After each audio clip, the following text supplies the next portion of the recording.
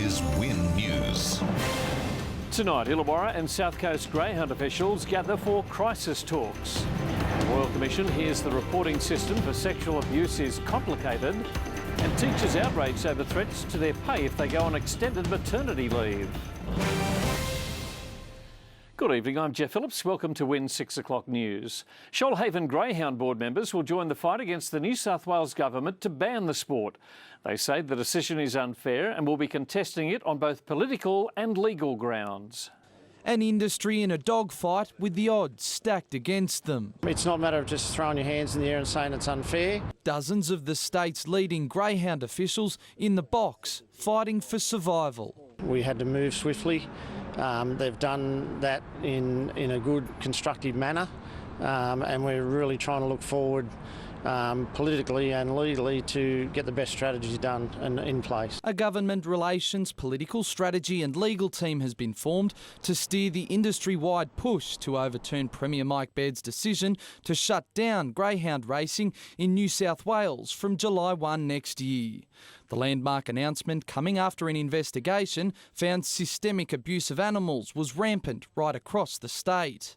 Among the damning revelations, between 48 and 68,000 dogs were killed for being too slow over the past 12 years, and 1 in 5 trainers engaged in live baiting. We know we're not perfect, but all we want is the opportunity to improve and licence our participants and make sure that we do the right thing by our animals. Officials now on their knees begging for another chance to tidy up their act. I come from 35 years in the transport industry, and I can assure you the things we did 50 years ago today is best practice in the world. So why can't we do the same?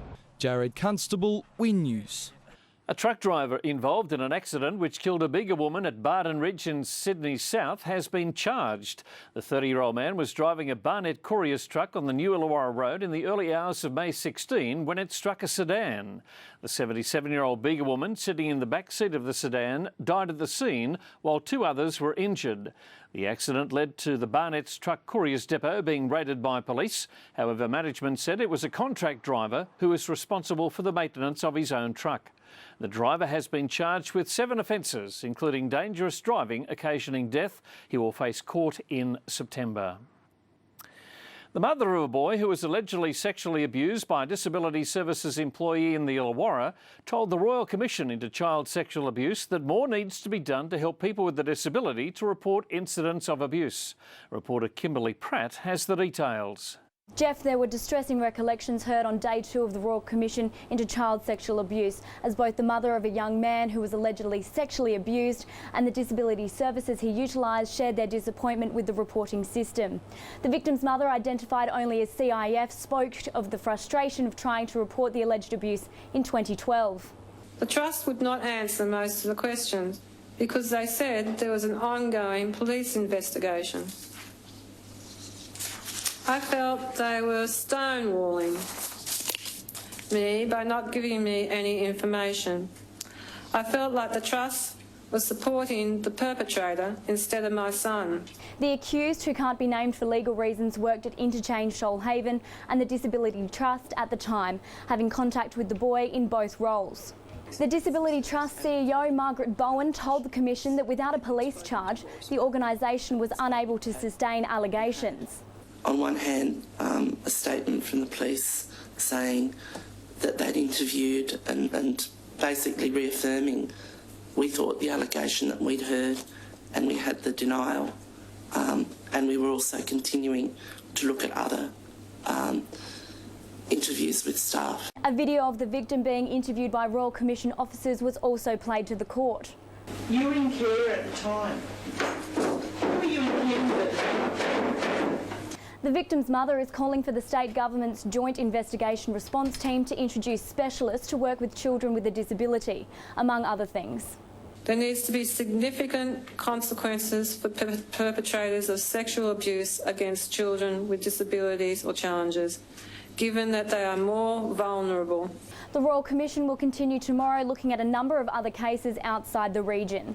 The findings of the public hearing aren't expected to be released for a number of months.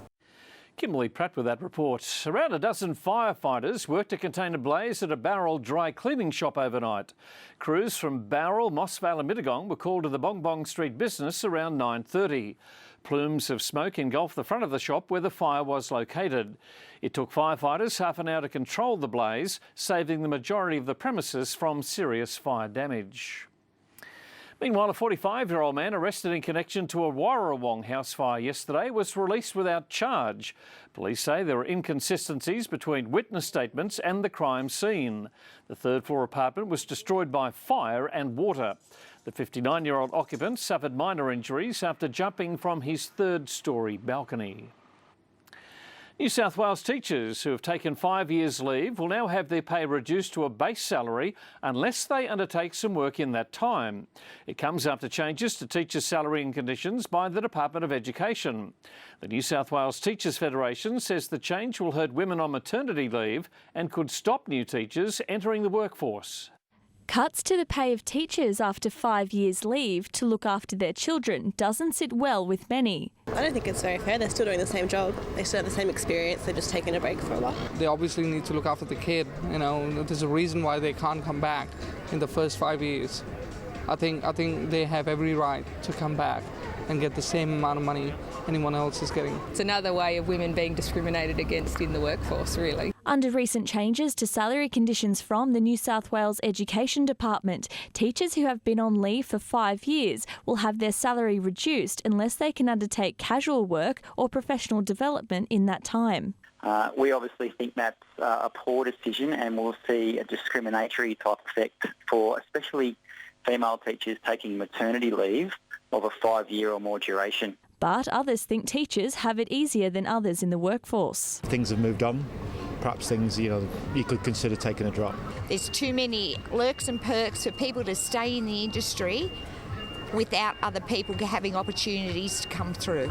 The New South Wales Teachers Federation also claims the changes could act as a disincentive for new teachers looking to get into the profession. We don't believe that there's any issues with doing professional development or, in fact, maintaining accreditation, but losing that salary scale for taking 5 years or more and not being recognised for their experience when they return is a disincentive for teachers. The Department of Education says the new award brings New South Wales teachers in line with national standards and was negotiated and agreed to by the Teachers Federation, adding the department has generous maternity leave entitlements which encourage teachers to stay with the profession. Sydney Peed, WID News. Illawarra locals are being asked to volunteer to share their knowledge of the area with 2,500 cruise ship passengers who will sail into Port Kembla this October. IRT Communities and Destination Wollongong are calling out for 500 volunteers to welcome visitors from the Royal Caribbean ship and help them choose activities for their day trip ashore.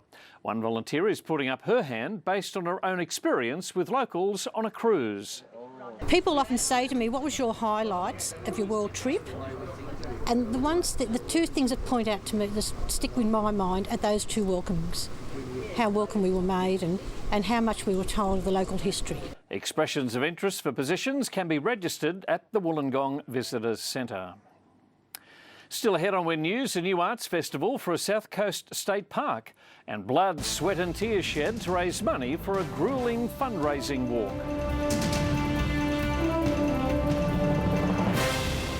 There's growing frustration within the Shoalhaven community at the lack of community input being sought for the planned construction of a new Bay and Basin police station.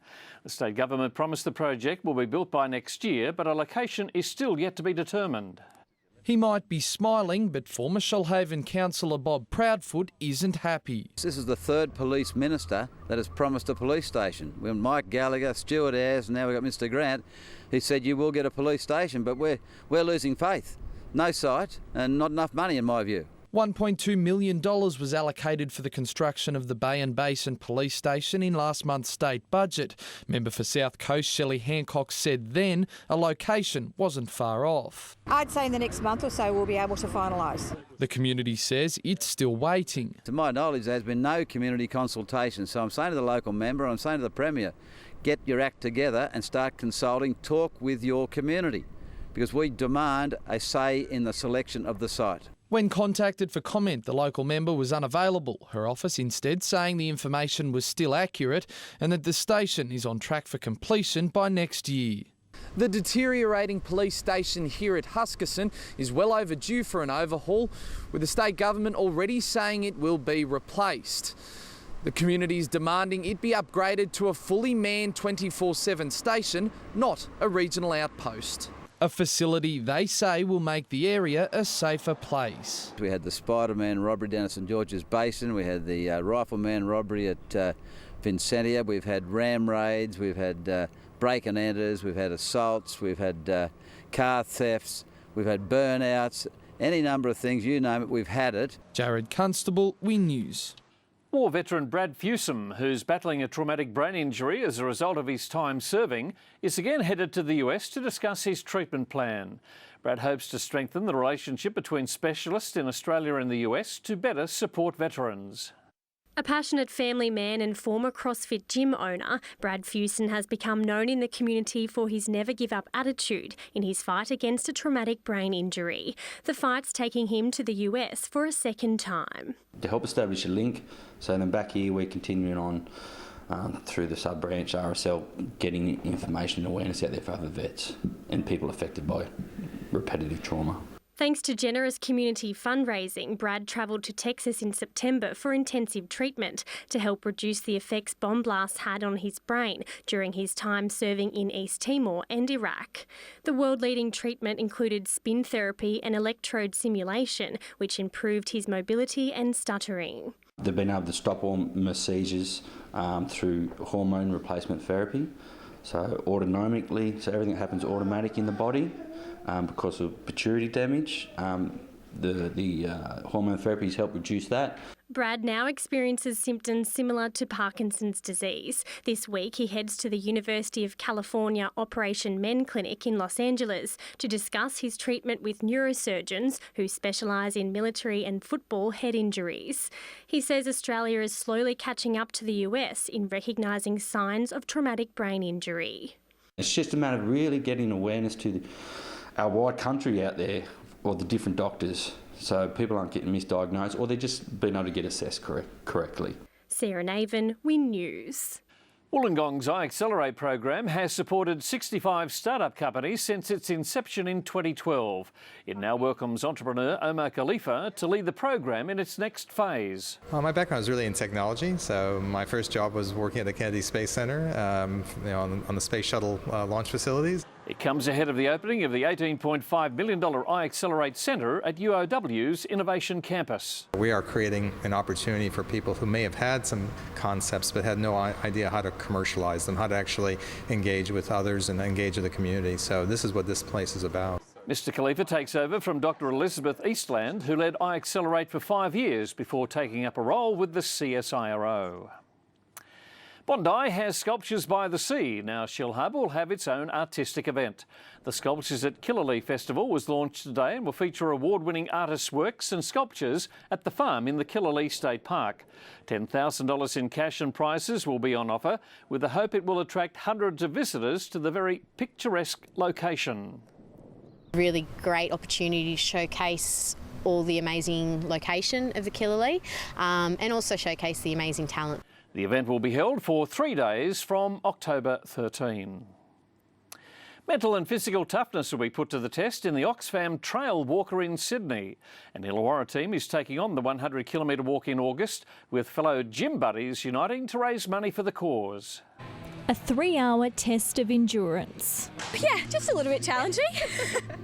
7 workouts put together back to back is a little crazy, but it's awesome. It may not be everyone's idea of fun, but for these ladies, it's preparation for the 100-kilometre Oxfam Trail Walker event. Pretty tough terrain. It's looking to likely take us about 24 to 26 hours, I'd say, so it's going to be pretty tough. There's so many people in the world being challenged on a day-to-day basis just to be able to drink water, to eat food, to live. And that's why we're doing the Oxfam, is for them. Wollongong's Raw Athletic ran the workout as a fundraiser for the team. We had a vision of, creating a community that support each other, and our motto is discover your potential. and we all basically help each other discover our potential. I think it's a really good cause, raising money for Oxfam and especially supporting our members. It's the kind of support they'll need to draw strength from when the going gets tough in the rugged bushland of northern Sydney. When that sun goes down, I think that's going to be the hardest, and probably just before dawn when we're going to be going, where's the finish line, you know. If you'd like to support the Coastbusters, visit the website. Tanya Dendrinos, Win News. The Heart Foundation and Fitbit are calling on the nation to put on their joggers to raise awareness for heart health. One couple is already taking those vital steps towards a healthier future. It's a simple activity that can reduce the risk of heart attack. Jeff Stafford and Jocelyn Peck both have a family history of heart disease, so they've literally taken the steps to avoid it. My father died at 66 of a heart attack. My grandfather had his first one at 41 and died at 72 of a heart attack.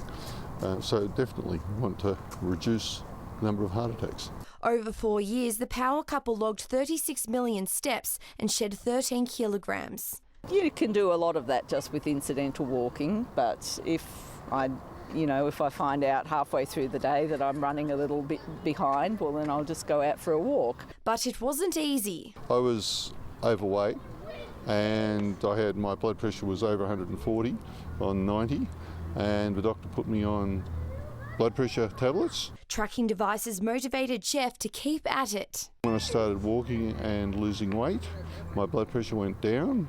And eventually the doctor said, you can stop taking the blood pressure tablets. Experts say just 30 minutes of exercise a day is enough to reduce their risk by 30%. The Heart Foundation and Fitbit have actually joined together and have got Fit for Good, which is actually challenging Australians to actually step 2 billion steps between July 11 and July 25. If the 2 billion step target is reached, Fitbit is going to donate $100,000 to the Heart Foundation so they can continue on promoting healthy hearts. So it's really important to see your GP, get your heart checked on a regular basis and particularly find out what your blood pressure and cholesterol is. If you'd like to register, visit the website below. Brittany Evans-Gould, Win News. Sport is next with Amy and a history-making game in Group 7. There has been, Jeff. Ryan Micallef has become the youngest referee to officiate a first-grade game, and Rodney Clark back in Illawarra Hawks colours for the next 2 NBL seasons. In sport, the Illawarra Hawks have announced their first import signing for the upcoming NBL season, with Rodney Clark set to return to Wollongong on a 2-year deal. Guiding the Hawks to the 2013-14 NBL playoffs, Clark averaged just over 21 points a game and was named league MVP when he first played for Illawarra. Great result for the club. Naturally losing Kirk and Kevin at the start of the season left a pretty big void, but we feel we've filled that quite well with the return of Rodney Clark. Now 26-year-old Clark will play the perfect role in coach Rob Beveridge's game plan, with his shooting game one of the best seen in the NBL. He's been in Europe playing in the top league in Germany and doing really well, obviously still scoring heavily and shooting well, and we expect Rodney to fill that void that Kirk left with the scoring. Clark and his family will arrive in Wollongong on August 14, while Beveridge will leave for the US on Saturday to scout 2 further imports at the NBA Summer League. Records were created in Berry on Sunday when Ryan Micallef took to the field to officiate the Group 7 match between Berry Shoalhaven and Milton Ulladulla. At just 16 years of age, Micallef was rewarded for his impressive refereeing work in the lower grades. Walking out to control his first grade Group 7 game at Berry Showground, Ryan Micallef admits there were some nerves. I felt in control. The first 25 minutes I was a bit nervous, which probably showed a little bit, but after that I settled down a little bit and really enjoyed it. 16-year-old Micallef grew up playing junior rugby league for the Kiama Knights and began refereeing at 14. Last season he gave away his playing career to focus on his whistleblowing, and the decision paid off for the now senior official. Pat Walsh and Brad Levy came and assessed me, as well as Will Jury, the CRLRA president. Got fast track for my level 2 so I can referee seniors, and then obviously up through seniors through under 18s, 3rd grade and reserve grade, then obviously 1st grade last weekend. Etching his name into the record books as the youngest referee to control a first-grade Group 7 rugby league game, the future looks bright for Micallef. And he says his fellow referees have helped in his rapid rise to the top. They've given me lots of advice, not only with their words but how they portray themselves. Like, they set an example for me and all the other junior referees coming through the senior ranks. while both Berry Shoalhaven and Milton Ulladulla players showed complete class on the field. Very respectful, like coming through the seniors this year, they've all been respectful and kind with their words that they said, nothing nasty, so yeah, that was good. Turning 17 on Saturday, Micallef has plenty of time up his sleeve to reach his dream of one day officiating at the highest level. The main goal would be NRL, but that's a few years off. If I can get into a few CRL championship games and up through junior reps, that'd be nice. Tim Robinson, Win News. The Shoalhaven and South Coast will be well represented at the PCYC Nations of Origin to be held at Raymond Terrace. Since beginning 3 years ago, the tournament has become the largest Aboriginal youth sporting event in New South Wales. 30 Aboriginal nations will be represented across 3 sports, with 128 teams participating at this year's PCYC Nations of Origin. It's the first year in which the tournament has added to its sporting schedule. Netball and football fives now joins the original sport of rugby league sevens, in which the Yuin Nation will defend its title. And generally the team is made up of 8 Indigenous and 4 non-Indigenous. So it gives the kids the opportunity for Indigenous and 4 non-Indigenous. So it gives the kids the opportunity for the Indigenous boys to really understand their culture, and for the non-Indigenous kids to have a greater understanding of the culture, Indigenous culture within the Yuin Nation. The Shoalhaven PCYC extends from Shoalhaven Heads to Milton Ulladulla, with students from all schools within the area representing the Yuin Snakes. PCYC Shoalhaven has changed over the last 6 months. We're really trying to be inclusive, really trying to open our doors to all means of community. So getting young people through the doors is our primary goal. So we're getting all young people across the whole of the Shoalhaven, and that's the objective. Zach Williams was part of the Snakes winning side last year, and this year he'll carry the extra responsibility of captain. Yeah, it's mean to heaps. Like, I've wanted to play this when I was a couple of years younger. Now to do it and be one of the captains, it's good. While Dakota Mannering will be one of many rookies to represent the Yuin Nation. It's pretty exciting to go away with everyone, meet new people. Pretty high expectation, but hopefully we pull through. Tim Robinson, Win News. And that is tonight's sport, Jeff. See you tomorrow. You will. Okay, the midweek weather details are coming up next.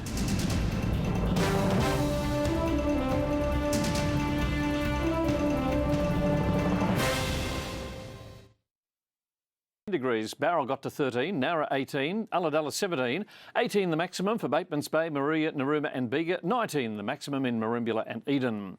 The forecast for the Illawarra on the Highlands, a mostly sunny Wednesday with a slight chance of a shower about the southern Highlands with snow falling above 600 metres. For the south coast, a mostly sunny day coming up with westerly winds. Seas are running at 2 to 4 metres on a 1 to 2 metre swell with the first tide tomorrow, a high at 2.24. Maximums tomorrow, Eden and Merimbula looking at 13 degrees, Bega expecting 12, Narooma and Maria 14, Batemans Bay and Ulladulla 13, Nowra 7 to 11, a chilly 2 to 6 in Bowral, Wollongong 9 to 13. Looking further ahead, fine and sunny now right through until the weekend. And that is Win News for Tuesday, July 12. I'm Jeff Phillips. Enjoy your evening. Good night.